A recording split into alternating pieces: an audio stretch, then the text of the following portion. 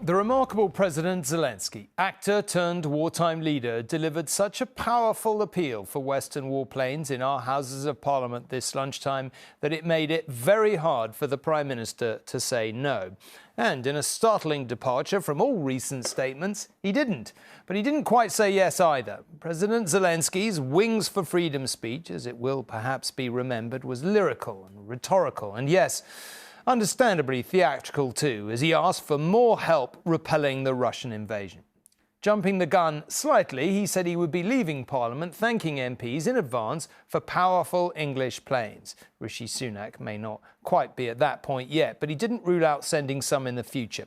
Number 10 said the government was exploring what jets Britain may be able to give.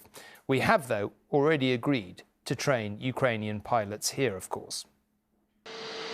As President Zelenskyy arrived in Paris tonight, his tour of Western Europe appeared to be bearing fruit.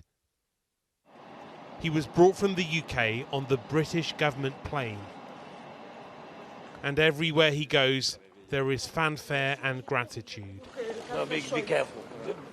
But there is only one real purpose for his visits to 3 capitals in 2 days.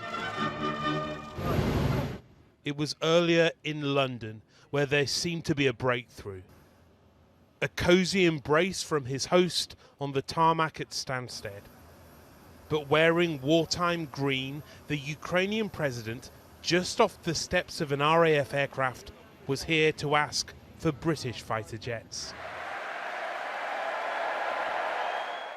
At a packed joint session of Parliament at Westminster Hall, he described why London had been his first stop.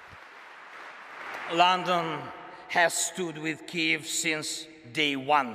We think the same way as you do. We know freedom will win. We know Russia will lose. But then to business, with a not-so-subtle hint presenting to the Speaker a helmet worn by one of Ukraine's top fighter pilots.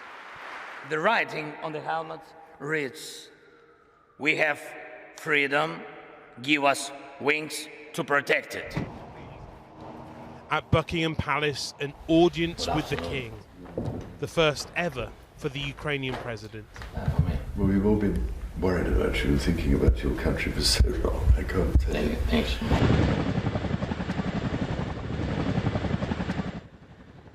Rishi Sunak announced some training of Ukrainian pilots today. But when their leaders' requests for Western fighter jets are rejected, they remember what was said when they first asked for Western tanks. How are our soldiers? Oh, very good. In Dorset, Zelenskyy came to see his tank crews being trained on 14 Challenger 2s ahead of their delivery to the battlefield. And this evening, at a joint news conference, the clearest sign yet that Britain's one-time resistance to the idea is softening. Can you offer absolute clarity here and now? Will they get them? And if so, when?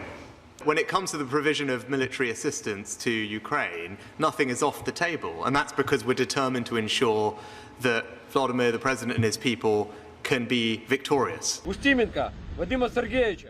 Before travelling to France, President Zelenskyy presented Ukrainian soldiers with medals.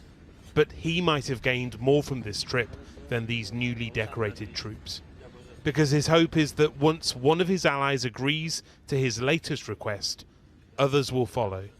And with a massive Russian offensive expected within weeks, time may be running out. Rohit Khatru, News at 10, Dorset.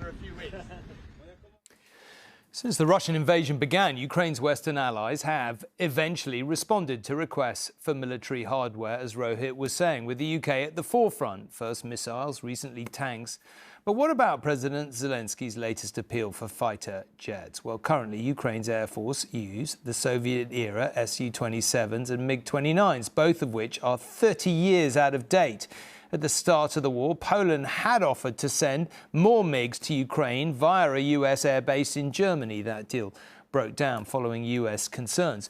But Ukraine is now asking for more modern fighter jets, namely, or at least particularly, the F-16. Now, while the US has ruled out sending that aircraft to Ukraine, Rishi Sunak's spokesman has said that the government is exploring what jets the UK may be able to give over the coming years.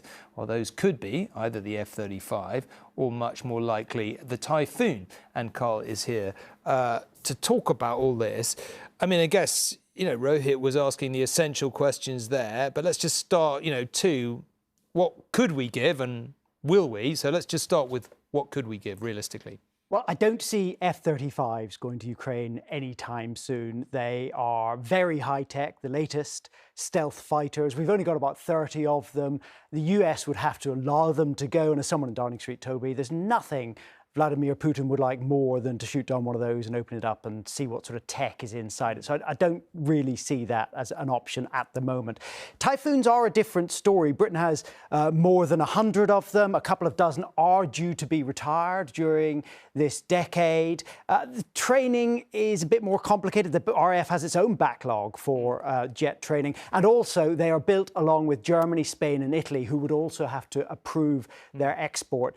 So it is complicated, but a bit like the Challenger tanks were used to try and unlock the Leopard tanks from Germany and other European nations, you could see a world in which the Typhoon is offered as a way to unlock F-16s, which is what the Ukrainians really want. There are thousands of them all over the world, although, again, the Americans would have to approve their export. OK, if that's what could be exported, what's the politics?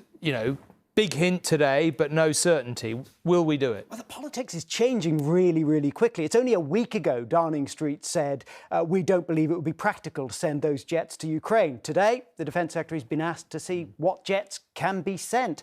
So I get the feeling Downing Street, between the lines, is a little bit more enthusiastic about this than the Ministry of Defence. But both are saying, in any event, this is very much a long-term project for building capability. In other words, it's not necessarily, at least from Britain's point of view, about sending something to fight in this war anytime soon.